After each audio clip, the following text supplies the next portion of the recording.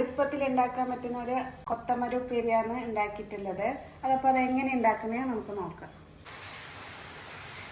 ഉച്ചക്കത്തേക്ക് അമര ഉപ്പേരി ഉണ്ടാക്കിയാലോ എന്ന് വിചാരിക്കുന്നുണ്ട്. നമുക്ക് അമര മുറിച്ചെടുക്കാം.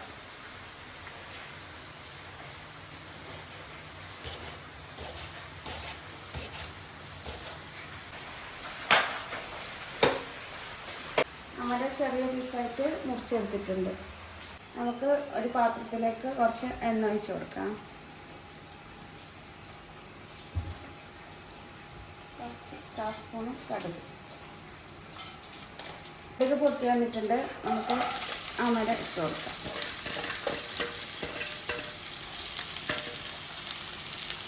അതിലേക്ക് ആവശ്യത്തിന് ഉപ്പിട്ട് കൊടുക്കാം. 1 ഗ്ലാസ് വെള്ളം. പച്ചമുളക് മുറിച്ചതിട്ട് കൊടുത്തിട്ട് ഒന്ന് മിക്സ് ചെയ്തെടുക്കാം. എന്നിട്ട് നമുക്ക് ഇത് അടച്ചു വെച്ചിട്ട് വേവിക്കാം. വെന്ത് വരുമ്പോഴത്തേക്ക് നമുക്ക് കുറച്ച് തേങ്ങ ചെറുക്കിയതും ഒരു 5-6 അല്ലി വെളുത്തുള്ളി ചതച്ചതും എടുത്ത് വെക്കാം. നമ്മൾ അമര വെന്ത് വന്നിട്ടുണ്ട്. നമുക്ക് ചെറുകിയ തേങ്ങ കുറച്ചിട്ട് കൊടുക്കാം. 2 പൊടി ഇട്ട് കൊടുത്താൽ മതി.